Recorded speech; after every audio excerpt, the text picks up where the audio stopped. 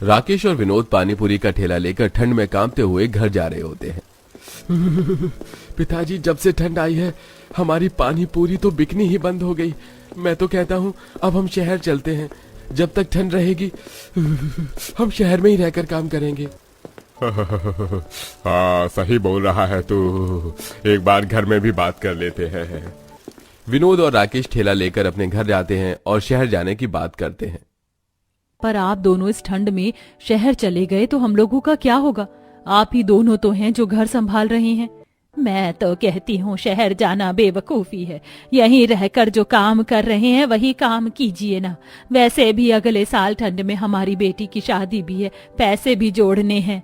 शादी के लिए पैसे जोड़ने हैं, इसीलिए तो शहर जा रहे हैं। ठंड में पानी पूरी नहीं बिकती और शहर जाएंगे तो 2 पैसे हम ज्यादा ही कमाएंगे। विनोद और राकेश के समझाने पर शांति और नेहा उन्हें शहर जाने की परमिशन दे देती हैं और 2 दिन बाद राकेश और विनोद शहर कमाने के लिए चले जाते हैं। इसी तरह 1 हफ्ता बीत जाता है और 1 दिन। पिताजी, शहर में तो और भी ज्यादा ठंड है और हमें नौकरी भी नहीं मिली। सारी सेविंग्स भी खत्म हो रही हैं।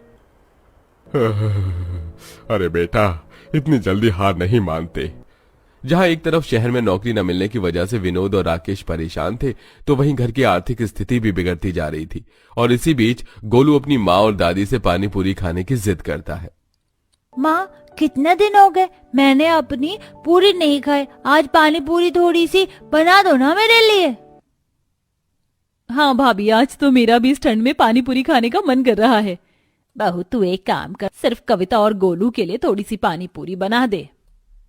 शांति के कहने पर नेहा गोलू और कविता के लिए थोड़ी सी पानी पूरी बनाती हैं, जिसे खाकर कांपते हुए गोलू अपनी माँ से कहता है, माँ, ये गरम गरम पूरी तो बहुत अच्छी लग रही है, पर पानी बहुत ठंडा है। हम जैसे पानी गरम करके पीते हैं वैसे ये मसाले वाला थोड़ा सा पानी गरम कर दो ना। गोलू, पानी पूरी की पानी ठंडा ही होता है। रहने दो कविता, तुम्हारा भतीजा नहीं मानने वाला। मैं पानी पूरी का पानी थोड़ा सा गर्म ही कर देती हूँ। जब इसे अच्छा नहीं लगेगा तब ये खुद ही जिद छोड़ देगा। गोलू की जिद करने पर नेहा थोड़ा सा पानी पूरी का पानी गर्म कर देती है और ताजा ताजा पूरी निकाल कर गर्म पानी से गोलू को खाने के लिए देती है, जिसे खाकर गोलू को बहुत अच्छा लगता है। माँ, इस ठंड में गर्मा गर्म पानी पूरी खाकर तो मजा ही आ गया। एक बार आप भी टेस्ट करके देखो ना, ये गरम गरम पानी पूरी बहुत स्वादिष्ट लग रहे हैं। हाँ भाभी, गोलू बिल्कुल सच कह रहा है। मैंने कभी नहीं सोचा था कि ठंड में अगर हम गर्मा गर्म पानी पूरी खाएंगे तो इसका स्वाद दुगना हो जाएगा। मैं तो कहती हूँ जब तक भैया और पापा गांव वापस नहीं आ जाते, इस ठंड में आप और माँ मिलकर ठेले पर छोटा सा गैस सिलेंडर रखकर गरम गरम पानी पूरी बेचो। कविता और गोलू के कहने पर शांति और कविता भी गर्मा गर्म पानी पूरी टेस्ट करती है और उन्हें भी उसका स्वाद बहुत अच्छा लगता है। अब क्या था, अब उन्हें कविता का आइडिया बेहद पसंद आता है और 2 दिन बाद दोनों सास बहू मिलकर एक छोटा सा गैस सिलेंडर लेकर आती हैं और अपनी पानी पूरी के ठेले पर रखकर बाजार में उन्हें बेचने के लिए जाती है। आओ आओ, इस ठंड में गर्मा गर्म पानी पूरी के मजे लो। ये मैं क्या सुन रही हूँ, ठंड में गर्मा गर्म पानी पूरी? हाँ बेटा, तुम बिल्कुल सही सुन रही हो। हम तुम्हारी आंखों के सामने तुम्हें पूरियां तल कर देंगे और ये पानी हमने गैस पर रखा है जो हल्का हल्का गर्म है। इसे खाने से तुम्हें बिल्कुल ठंड नहीं लगेगी। उस औरत को गर्मा गर्म ठंड में पानी पूरी की बात सुनकर बड़ी हैरानी होती है और दोनों सास बहू के कहने पर वो उनसे उनकी गर्मा गर्म पानी पूरी खाती हैं। जहां नेहा उसकी आंखों के सामने सूजी की पूरियां तेल में छान कर निकालती है और प्लेट में सजाकर उसमें पानी पूरी के गर्म पानी को डालकर परोसती है, जिसे खाकर उसे बहुत मजा आता है।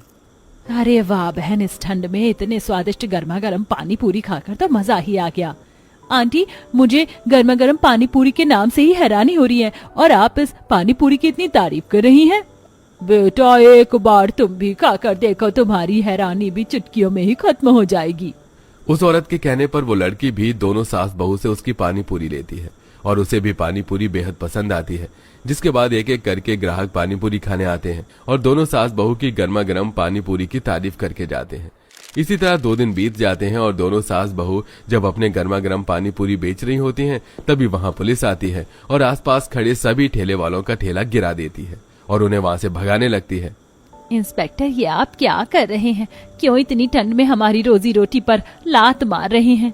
यहाँ से नेता की रैली निकलने वाली है और तुम रास्ते पर पानी पूरी का ठेला लगाकर खड़ी हो। रास्ता खाली करो, 1 हफ्ते तक यहाँ कोई ठेला नहीं लगाएगा। माँ जी, रहने दीजिए, इनसे विनती करने का कोई फायदा नहीं।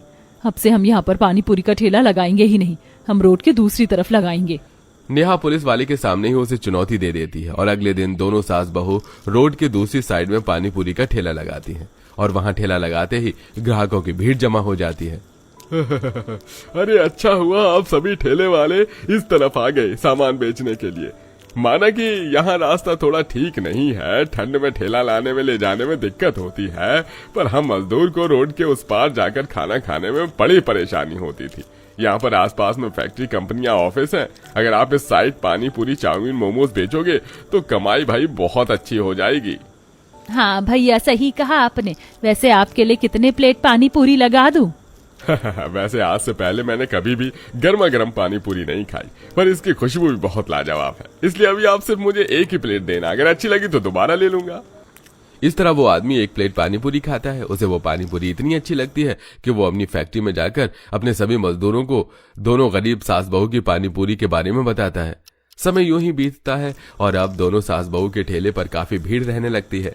ऐसे ही एक रात जब ठंड में कांपते हुए दोनों सास बहू ठेला खींचकर अपने घर जाती हैं तो वो देखती हैं कि घर पर एक सेठ बैठा है और कविता उसे चाय पानी दे रही है। माफ करना भाई साहब, पर आप कौन हैं? हमने आपको पहचाना नहीं। अरे बहन, मुझसे ही पूछ लो। मैं सेठ धनराज हूँ, तुम्हारा बगल वाले गांव में ही रहता हूँ।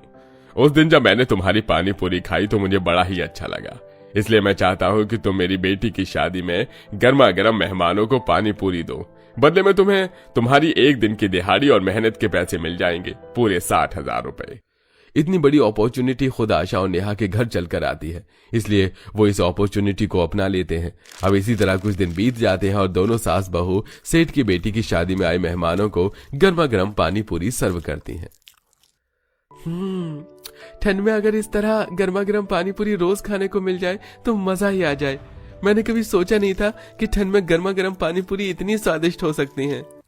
भैया, अगर आपने पानी पूरी खा ली तो काउंटर छोड़ दो ना, मुझे भी खाना है। बैंक्वेट में काफी बड़े बड़े लोग आए थे जो उनके हाथों की गर्मा गर्म पानी पूरी खाकर मदहोश हो जाते हैं। इसी तरह कुछ महीने बीत जाते हैं और दोनों सास बहू के पास बाहर से काम आने लगता है, जिस वजह से वो अपना ठेला हटाकर अपनी छोटी सी दुकान खोल लेते हैं और अपने पतियों को फोन करके गांव में बुला लेते हैं। अब विनोद और राकेश अपनी दुकान संभालते हैं। अरे भैया, तुम्हारे पास तो लाइन ही नहीं खत्म हो रही। हम आपके पास खड़े होकर पानी पूरी खाना पड़ेगा या आप हमारी टेबल पर ही गर्मा गर्म पानी पूरी लगा दोगे? भैया, हम तो टोकन के हिसाब से पानी पूरी बेचते हैं। इनका नंबर जब खत्म हो जाए तो आप यहाँ आ जाना अपनी फैमिली के साथ।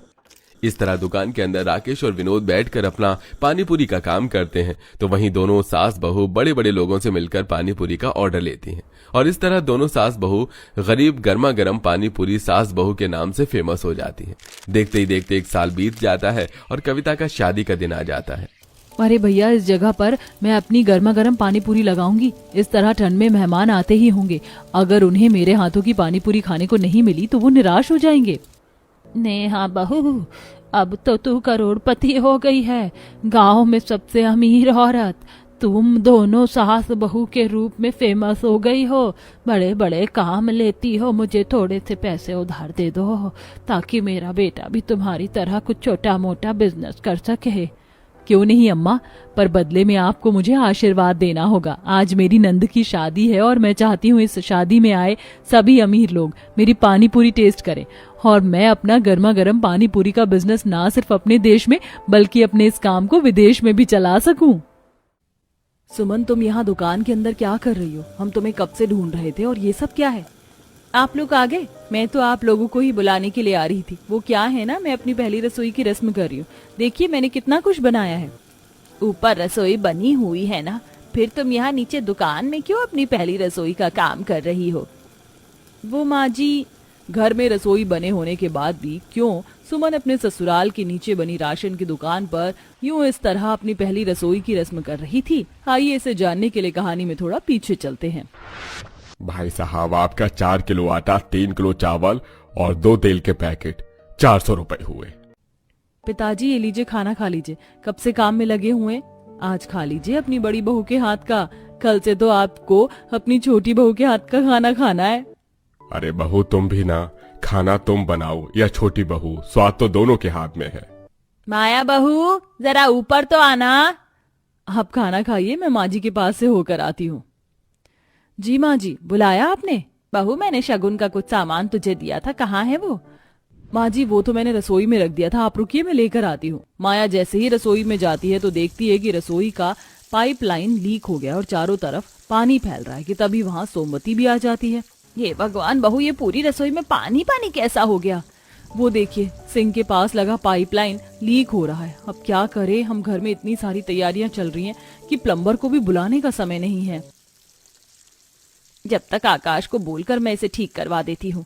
समय गुजरता है और सोमवती के छोटे बेटे आकाश की सुमन नाम की लड़की से शादी हो जाती है और आज सुमन के ससुराल में पहली रसोई की रस्म होती है। आज तक इतने लोगों को मैंने अपने हाथ का बना हुआ खाना खिलाया है जो सभी को काफी पसंद भी आया है, लेकिन मेरी असली परीक्षा तो आज है। एक काम करती हूँ, सबसे पहले मीठे में खीर बना लेती हूँ और खीर के लिए दूध मेवा नीचे दुकान से ले आती हूँ। सुमन घर के नीचे बनी राशन की दुकान में आती है और खीर बनाने का सामान लेकर जैसे ही रसोई में जाती है तो देखती है कि पूरी रसोई में पानी फैला हुआ है। पूरी रसोई में इतना सारा पानी कैसे फैल गया? कहीं किसी को ये ना लगे कि नई बहू के आने से अपशगुन हो गया, अब क्या करूं? सुमन ये सब देख काफी परेशान होती है कि तभी उसे एक आइडिया आता है। एक काम करती हूँ, नीचे दुकान में जाकर अपनी पहली रसोई की रस्म कर लेती हूँ। दुकान काफी ज्यादा बड़ी है तो आराम से खाना बना लूंगी। सुमन बारी बारी कर राशन के डिब्बे, बर्तन और आखिर में गैस सिलेंडर नीचे दुकान में ले आती है और खाना बनाने लगती है। वहीं ऊपर घर में सभी लोग उठ जाते हैं। अरे आकाश, सुमन बहू कहाँ रह गई? अभी तक सो रही है क्या? सुमन तो अपने कमरे में नहीं है। जब मैं उठा तो वो कमरे में थी ही नहीं।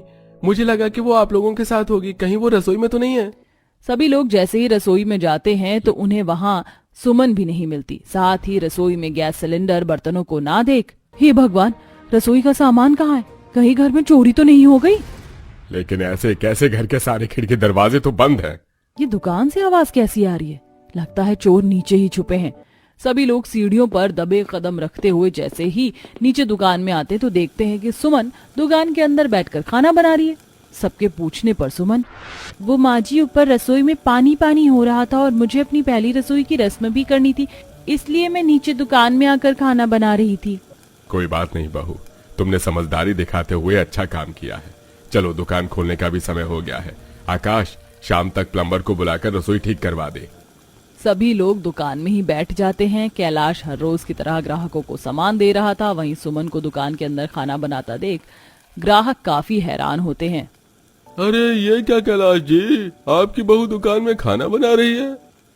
आज बहू की पहली रसोई की रस्म है। ऊपर रसोई में पानी का पाइप लीक हो गया था तो बहू यहाँ नीचे दुकान में खाना बना रही है। सोमवती बहन, खुशबू तो बढ़िया आ रही है। क्या बना रही है आपकी बहू पहली रसोई में?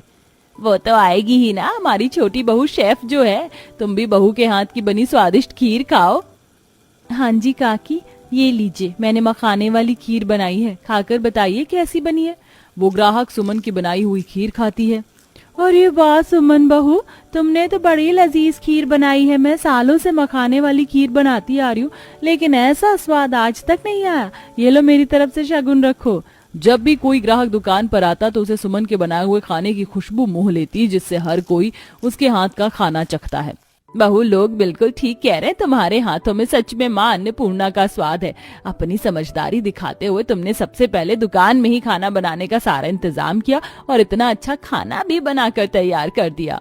मेरा तो दिल खुश हो गया छोटी बहू के हाथ का खाना खाकर। भाभी, आप इतनी अच्छी शेफ है, इतना स्वादिष्ट खाना बनाती हैं, तो आप यहाँ हमारी दुकान के बाहर अपना छोटा सा ठेला या खाने पीने की दुकान क्यों नहीं खोल लेती? हमारे बगल वाली दुकान भी कब से खाली है। अगर तुम्हारा मन हो तो तुम वहां पर अपना ये काम शुरू कर सकती हो। आसपास काफी सारी फैक्ट्रियां भी हैं, मजदूर भी आराम से खाने के लिए आ जाया करेंगे। आप कहे तो ठीक रहे हैं। घर के काम के बाद वैसे भी काफी समय बचता है, तो मैं उसमें यही काम कर लेती हूँ। जहाँ सभी सुमन के हाथ का खाना खाकर काफी खुश थे और उसे दुकान खोलने की सलाह दे रहे थे, वहीं माया ये सब देख, मुझे सिलाई करने का शौक है, लेकिन अभी तक इन्होंने मुझे तो कभी बुटीक खोलने के लिए नहीं बोला, और ये कल की आई हुई के लिए दुकान खुलवा रहे हैं।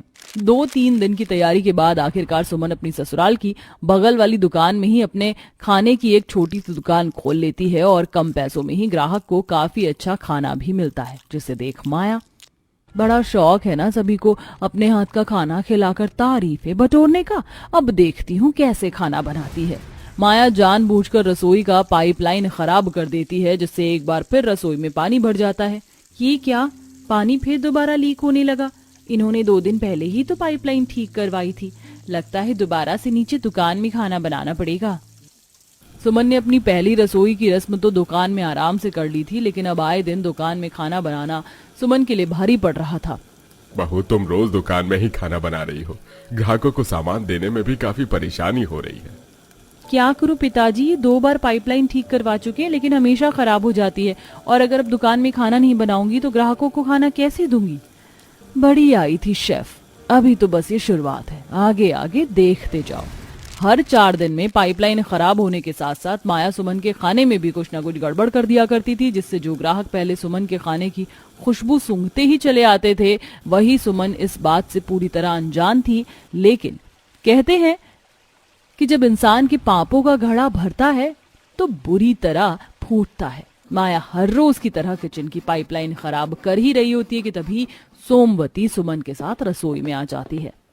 माया, ये तो क्या कर रही है? इसका मतलब आज तक रसोई की पाइपलाइन तू खराब कर रही थी? बार बार रसोई की पाइपलाइन का खराब होना और मेरे खाने में मिर्च मसाले ज्यादा होना, इसके पीछे आप थी भाभी। आपने अपनी देवरानी के साथ ऐसा किया, लेकिन क्यों? अब मैं समझी, तू सुमन बहू से जल रही थी ना कि वो तुझसे कितना अच्छा खाना बनाती है। सुमन बहू के हाथ का खाना खाने के लिए लोग दूर दूर से आते हैं। मैं कभी सोच भी नहीं सकती थी कि तू इतनी नीच हरकत पर उतर आएगी। ये खाना बेचकर जो मैं पैसे कमा रही थी, वो मैं अपने लिए नहीं कमा रही थी, बल्कि आपके लिए कमा रही थी। मैं जानती हूँ कि आपको सिलाई का कितना शौक है। मैं बहुत जल्दी पैसे जोड़कर आपकी मदद करते हुए एक बुटीक खोलना चाहती थी, जिससे आपका भी मन लगा रहे। जिस देवरानी के साथ माया इतना बुरा कर रही थी, उसकी असलियत जानकर माया को अपनी गलती का एहसास होता है। मैं नहीं जानती थी कि तुम मेरे बारे में इतना सोचती हो। मुझे माफ कर दो माया, अपनी जलन के कारण मैं तुम्हारे साथ कितना गलत कर रही थी। आज के बाद मैं कभी कोई ऐसी गलती नहीं करूंगी। माया को अपनी गलती का एहसास होता देख सोमवती और सुमन उसे माफ कर देते हैं, जिसके बाद माया अब सुमन की खाना बनाने में हमेशा मदद करती है। वहीं जल्द ही सुमन की मदद से माया भी अपना बुटीक खोल लेती है और दोनों देवरानी जेठानी प्यार मिलाप के साथ हंसी खुशी रहती हैं।